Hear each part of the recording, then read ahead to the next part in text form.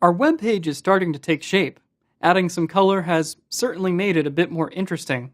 Now, we're going to spend some time learning about how to set font sizes and then include custom fonts from a third-party service.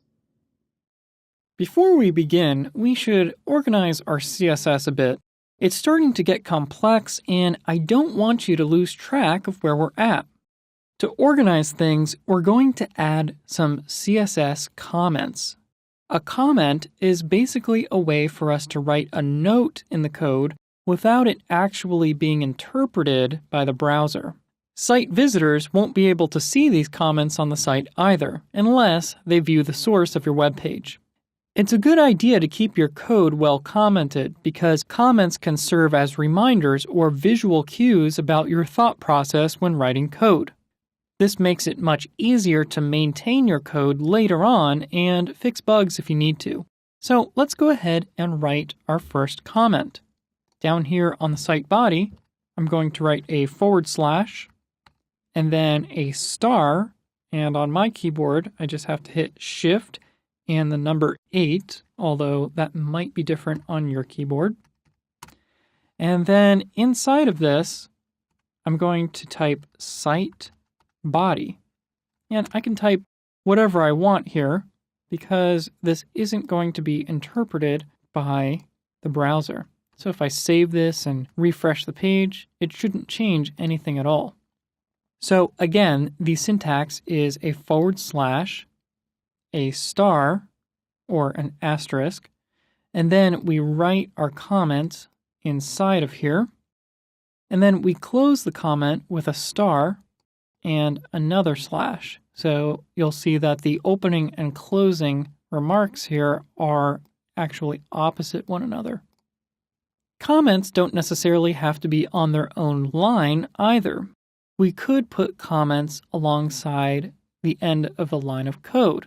So for example, I could copy this comment and I could put it right here, and it's not going to affect the code in any way. Now, let's go ahead and comment the rest of the colors that we added previously. So, up here for our header, we want to say that this is going to be a green header, and this will help us remember what colors we put here. And I'm just going to copy this comment and just edit its contents so we can type a little bit faster here. Just above our navigation, I'm going to say that this is the nav background on mobile devices. Right here, this is the logo text, so let's type that, logo text. We've also colored our links here, so let's type that out. And then we also have our nav links. So let's say that this is the color for a nav link. And then finally, we have the selected nav link color. So let's type that out. Selected nav link. Great. Now, normally we wouldn't add a comment to every single CSS rule, but in this case, it will make it easier for us to change the color scheme. I strongly encourage you to come up with a color scheme of your own to get more practice with CSS colors. Now, let's create a few multi-line comments to help break up our code into readable chunks. So, what does that look like? Well, let's head up to the top of our code here, and I'm going to open a comment and then close it, and I'm going to type out a bunch of stars here, or asterisks.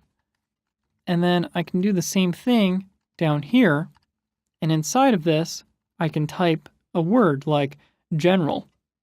This first section I've labeled general because it's some very basic styling that applies site-wide at a fairly pervasive level. As you can see, this is a perfectly valid comment because it starts and ends with an opening and closing slash and an asterisk at each side. Now, I actually want to include a very specific number of asterisks here, just sort of as a point of style. So I'm going to copy some code from off screen here and then paste it in. And you can add however many you'd like, however you would like your code to look. And so that's something that's totally up to you. Now I'm going to copy this, and I want to add another one of these just above our header. So let's just do that, and we'll call this one header. And I usually like to have 3 spaces before each one of these. So I'll do that. And actually, I think I want to call that heading instead of header. There we go. And finally, I'm going to add one down here towards the bottom. And I'm going to call this colors. So that will go just above all of the colors that we've added here. Now we have some other styling up here, and we need to kind of reorganize our CSS a little bit. So I'm going to move this link color further down. So I'll put that just after the H1 and H2 here. That's good. And let's see, this navigation actually kind of comes a little bit sooner in the page. So I just want to do that. And then I also want to keep all of these links together just like that. Actually, I think I'm going to put the site body up at the top here, just so that it's consistent and kind of has the site body as the first thing in our list of colors, since that's the most broad selector that we have. And then we need to move, let's see, our logo here underneath our heading. And again, I like to have 3 spaces before the start of one of these multi-line comments. So we'll do that. And then I think we can leave our general styles alone. And I think in our general styles, I'm going to just flip the wrapper and this anchor element around. There we go. Now, this should have a very minimal effect on the outcome of the site. So if you don't rearrange these things as I have done, your site should probably work the same.